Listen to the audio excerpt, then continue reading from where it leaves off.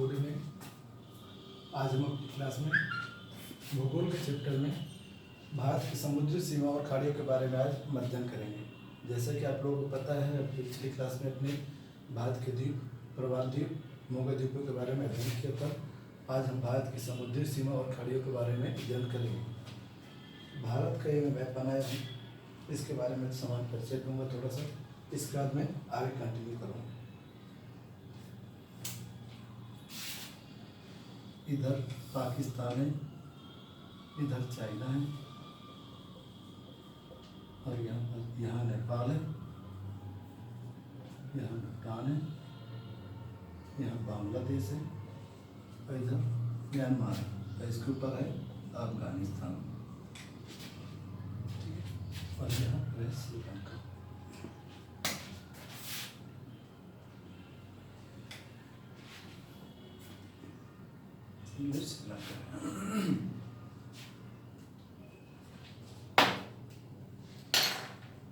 ये है श्रीलंका।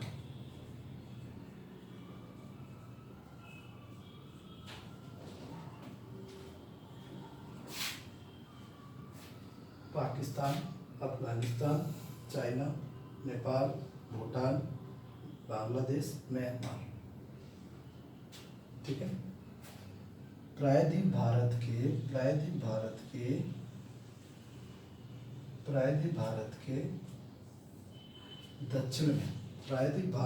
दक्षिण में, या पूरे भारत के दक्षिण में हिंद महासागर फैला हुआ है। प्रायद्वीप भारत के दक्षिण में, दक्षिणी तरफ, तो दक्षिण में हिंद महासागर फैला हुआ है। हिंद महासागर का ही भाग इधर भारत के पश्चिम में और पूर्व में, इधर पूर्व है, भारत के इधर पश्चिम है। तो भारत के पश्चिम में हिंद महासागर का जो भाग है, जो समुद्र फैला हुआ है, उसको हम किस नाम से जानते हैं?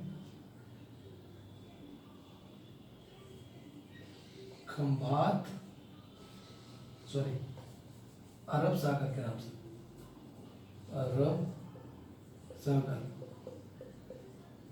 और हिंद महासागर का जो भाग है भारत के पूर्व में, उसको हम बंगाल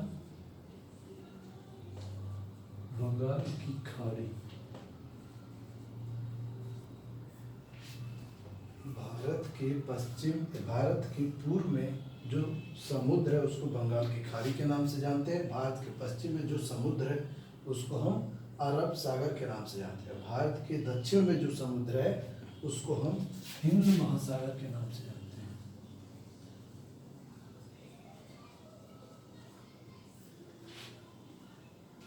क्लियर है? जैसा कि आज हमारा टॉपिक है भारत की समुद्री सीमा, और खाड़ियाँ। तो समुद्री सीमा, भारत की समुद्री सीमा क्या है? इसके लिए मैं आपको सबसे पहले इसके इतिहास के बारे में जरा बताना चाहूँगा। सबसे पहले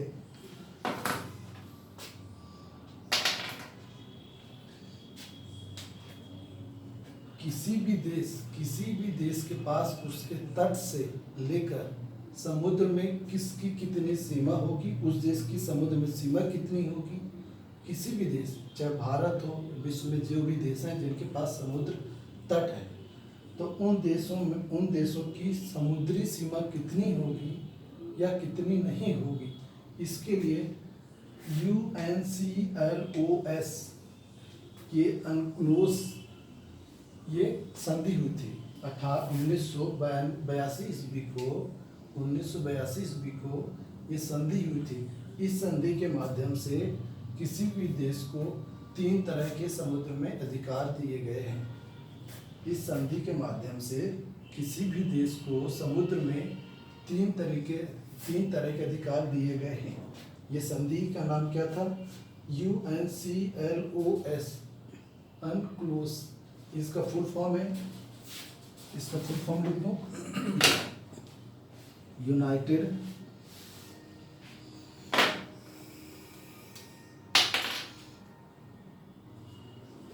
यूनाइटेड नेशन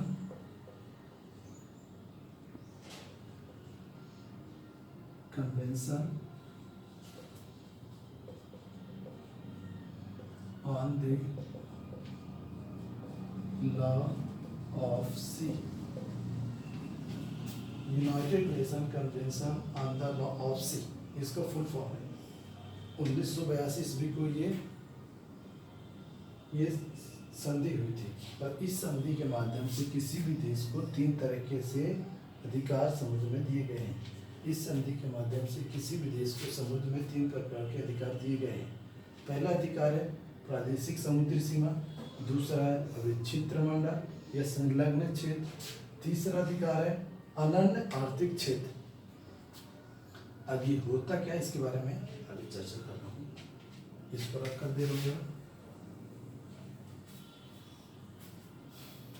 अब जैसे ये दिख रहा है, एक्चुअली में ये सीधी लाइन नहीं, भारत की तट की ये सीधी लाइन नहीं, ये लाइन कुछ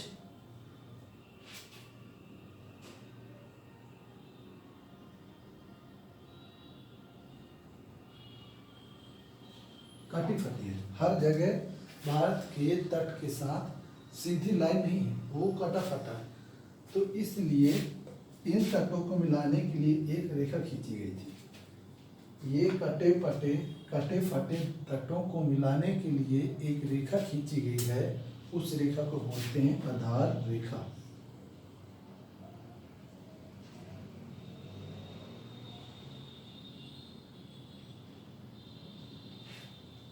उस रेखा को बोलते हैं आधार रेखा।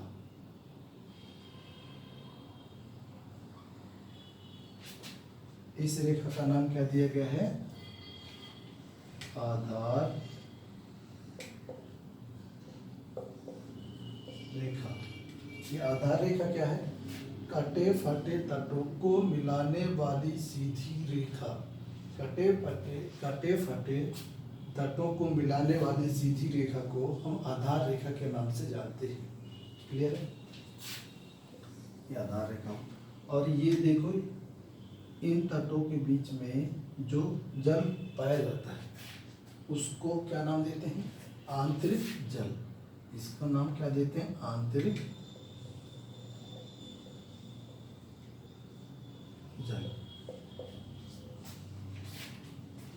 यहाँ तक आप सभी लोगों को क्लियर होगा।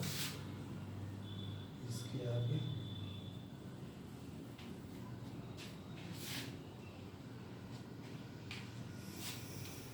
आधार रेखा से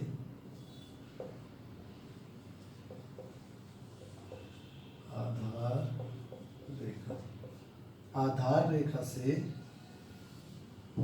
12 समुद्री मील, आधार रेखा से 12 समुद्री मील तक की जो सीमा होती है, आधार रेखा से 12 समुद्री मील तक की जो सीमा होती है उसको हम प्रादेशिक सीमा के नाम से जानते हैं।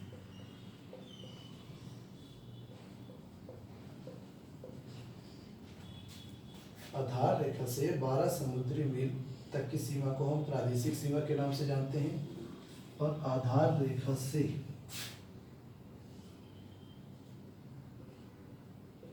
24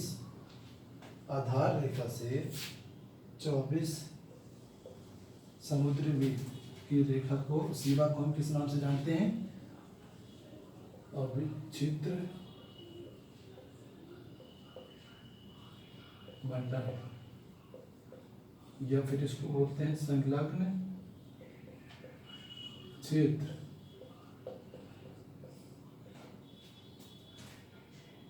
और इसके बाद आधार रेखा से 200 समुद्री मील, आधार रेखा से 200 समुद्री मील, आधार रेखा से 200 समुद्री मील तक की सीमा को हम किस नाम से जानते हैं? अनन्य आर्थिक क्षेत्र।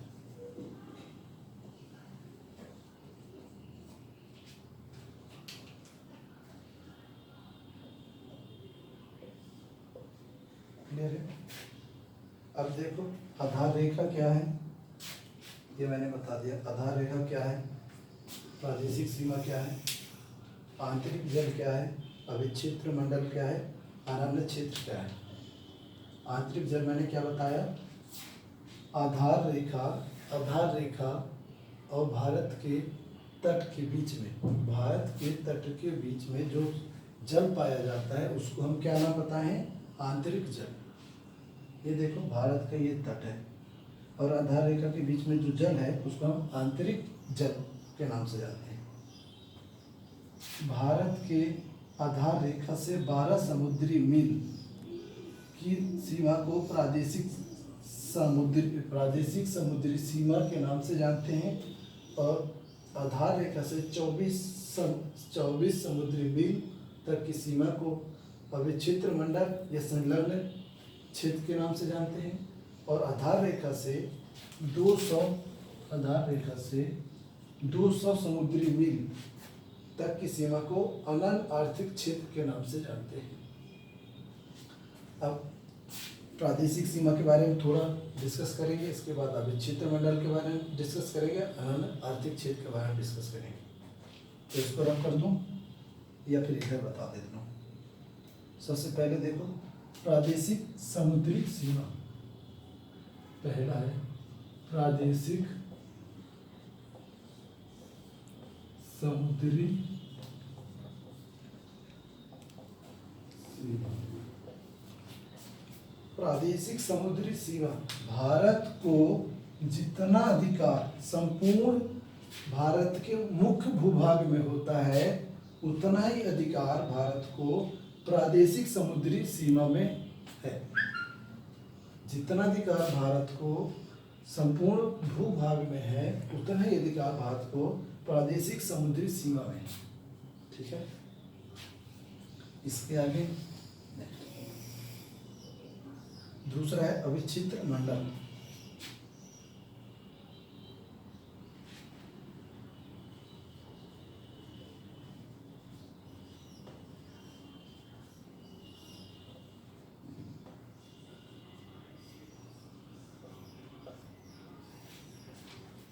अविच्छिन्न मंडल में इसके अंतर्गत भारत को 3 प्रकार के अधिकार दिए गए हैं। पहला है साफ सफाई का अधिकार, दूसरा है कर वसूलने का अधिकार,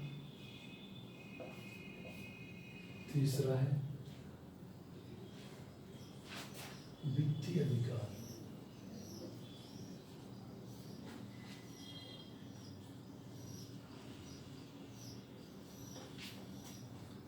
भारत को आधार रेखा से 14 समुद्री मील तक, भारत को आधार रेखा से 14 समुद्री मील तक समुद्र में अधिकार 3 प्रकार के दिए गए हैं। साफ सफाई भारत कर सकता है, आधार रेखा से 14 समुद्री मील के बीच भारत साफ सफाई कर सकता है, कर वसूली कर सकता है, वहाँ पर वित्तीय अधिकार भी भारत को प्राप्त है। ठीक है, आगे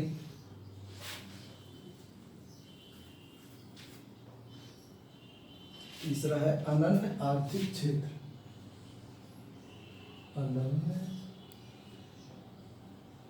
आर्थिक क्षेत्र, इसके अंतर्गत भारत को 3 प्रकार के अधिकार दिए गए हैं। इसमें अनन्य आर्थिक क्षेत्र में भारत को 3 प्रकार के अधिकार हैं। पहला, भारत इसके अंतर्गत इस सीमा के अंदर भारत द्वीपों का निर्माण कर सकता है।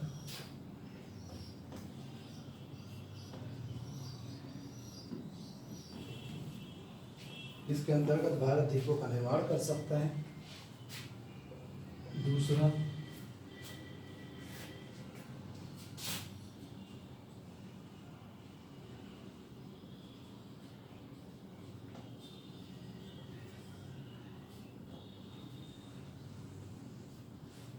अनुसंधान कार्य कर सकता है। दूसरा अनुसंधान कार्य कर सकता है। तीसरा संसाधनों का दोहन कर सकता है।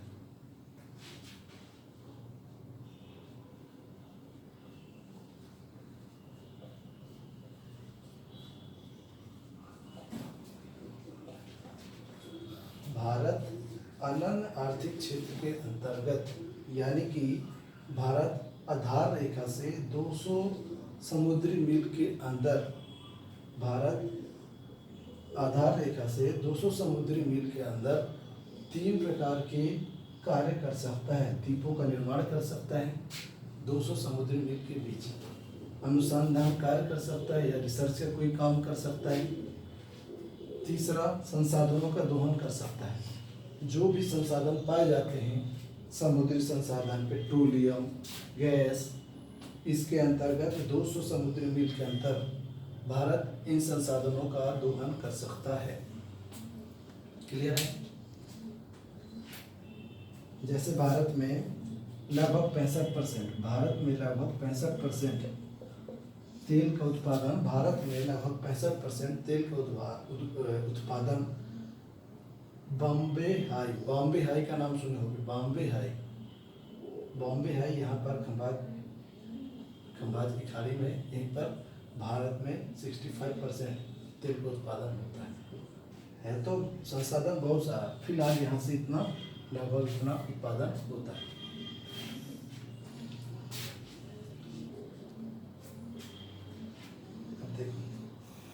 अगर मैंने क्या बताया था, दूसरे पॉइंट में बताया था, अभी क्षेत्र मंडल संलग्न क्षेत्र में, इसमें बताया था भारत को 3 प्रकार के अधिकार दिए गए हैं। कर वसूली का अधिकार बताया था, साफ सफाई का अधिकार बताया था, वित्तीय अधिकार। अगर कोई किसी दूसरे देश की नाव अगर हमारे क्षेत्र में आती है, यहाँ से 200 नॉटिकल मील की सीमा को क्रॉस करती है यहाँ से, और यहाँ तक जाती है, और जैसे ही इसको क्रॉस करके, ये वाली लाइन को क्रॉस करके अंदर जाएगी, वैसे उसको सीमा शुल्क देना पड़ेगा। अगर वो ये लाइन क्रॉस नहीं करती, ये सीमा क्रॉस ना करके तो यहाँ से वापस आ जाए ऐसा, तो उस नाव को या उस देश की नाव को सीमा शुल्क नहीं देना पड़ेगा। क्लियर? इसको रख कर दिया जाए।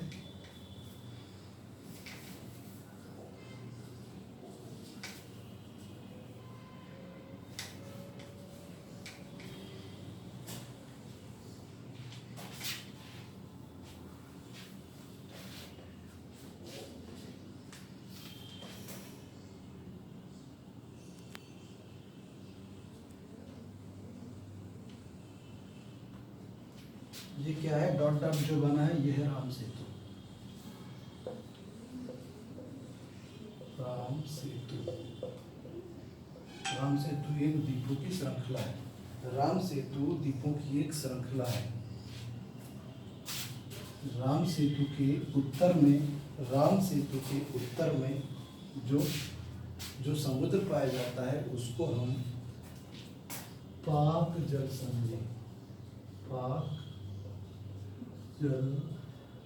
संधि के नाम से जानते हैं। राम सेतु के उत्तर में भारत और श्रीलंका के बीच में जो समुद्र पाया जाता है, उसको हम पाक जल संधि कहते हैं। और राम सेतु के दक्षिण में भारत और श्रीलंका के बीच में जो समुद्र पाया जाता है, सकरा समुद्र पाया जाता है, उसको हम क्या बोलते हैं? मन्नार की खाड़ी।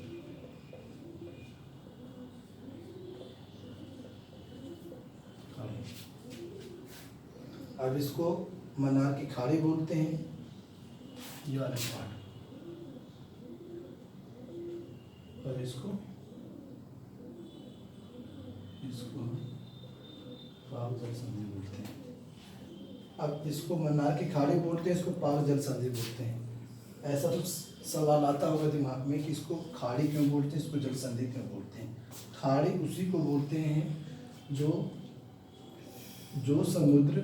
समुद्र किसी भी देश के स्थल के भूभाग से, या समुद्र तीन ओर से घिरा हुआ होता है, उसको खाड़ी का नाम देते हैं। जो समुद्र तीन ओर से घिरा होता है, उसको हम खाड़ी बोलते हैं। क्लियर है? और जो पाक जल संधि किसे बोलते हैं?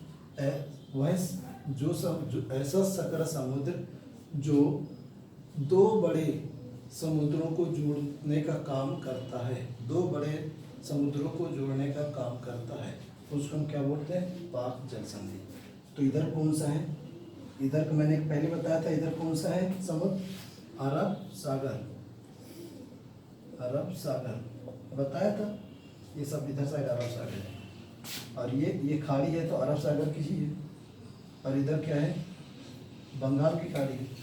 तो बंगाल की खाड़ी और अरब सागर, बंगाल की खाड़ी और अरब सागर के समुद्र को पाक जल संधि जोड़ती है। या फिर ये कहें कि बंगाल की खाड़ी और मन्नार की खाड़ी को पाक जल संधि के द्वारा, पाक जल संधि बंगाल की खाड़ी और मन्नार की खाड़ी को जोड़ती है। ठीक है, बंगाल की खाड़ी और अरब सागर को पाक जल संधि जोड़ती है, या फिर बंगाल की खाड़ी और मन्नार की खाड़ी को पाक जल संधि जोड़ती है। कोई डाउट? एग्जाम में ये भी आ सकता है कि अरब सागर आ सकता है, ऑप्शन में अरब सागर और बंगाल की खाड़ी। तो याद रखना, अरब सागर और बंगाल की खाड़ी आंसर सही होगा। अगर नहीं आता है तो मन्नार की खाड़ी और अरब सागर, बंगाल की खाड़ी।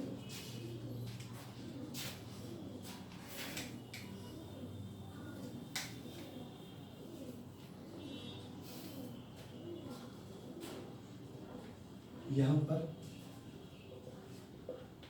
कच्छ की खाड़ी है, कच्छ की खाड़ी, और इधर है खंभात की खाड़ी। इसका नाम कच्छ गुजरात के कच्छ जिले के नाम पर पड़ा है। कच्छ की खाड़ी का नाम गुजरात के कच्छ जिले के नाम पर इस खाड़ी का नाम कच्छ पड़ा है। और खंभात की खाड़ी का नाम गुजरात का एक कस्बा है खंभात, उसके नाम पर इस खंभात की खाड़ी का नाम खंभात पड़ा है। क्लियर है?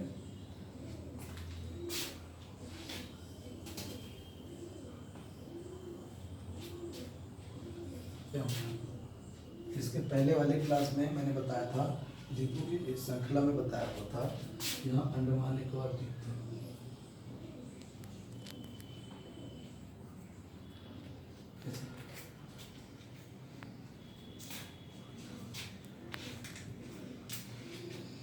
इधर बताया था एक और द्वीप, जो रेड कलर का द्वीप दिख रहा है, जो रेड कलर का द्वीप दिख रहा है,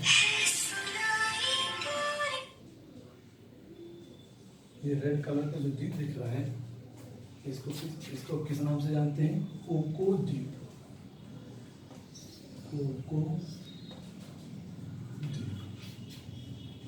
और इसके बीच में जो सकरा समुद्र पाया जाता है, कोको द्वीप और भारत का अंडमान द्वीप, ये कौन से हैं? अंडमान। कोको द्वीप और भारत के अंडमान द्वीप के बीच जो सकरा समुद्र पाया जाता है, उसको हम किस नाम से जानते हैं? Coco channel.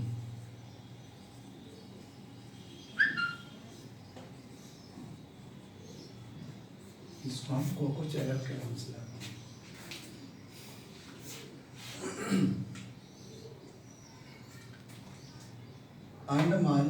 अंडमान के लिटिल अंडमान जो द्वीप है, अंडमान का सबसे दक्षिणी द्वीप कौन सा है? लिटिल अंडमान। और निकोबार का सबसे उत्तरी यानी कार निकोबार, कार निकोबार, और ये लिटिल अंडमान।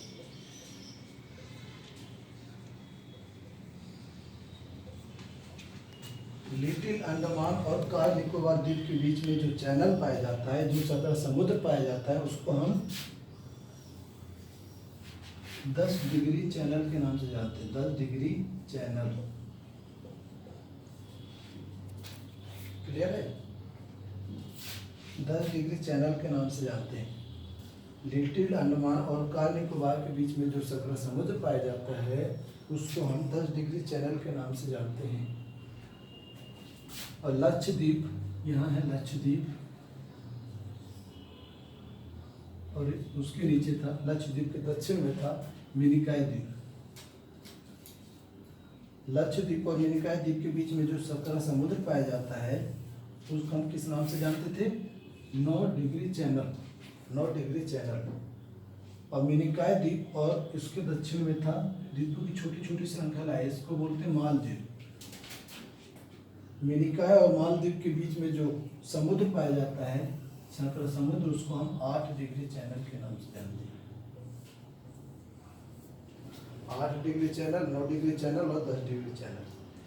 और अंडमान निकोबार द्वीप को हम किसी एक दूसरे नाम से जानते हैं, उसका नाम है मरकत द्वीप। अगर एग्जाम में पूछता है कि मरकत द्वीप को किस नाम से जानते हैं तो क्या बताओगे? अंडमान निकोबार द्वीप। अंडमान निकोबार द्वीप को हम मरकत द्वीप के नाम से भी जानते हैं। द्वीप, अंडमान निकोबार द्वीप को एक अन्य नाम मरकत द्वीप के नाम से भी जानते हैं। आज की क्लास हम यहीं पे समाप्त करते हैं। अब हम नेक्स्ट क्लास में मिलेंगे। धन्यवाद।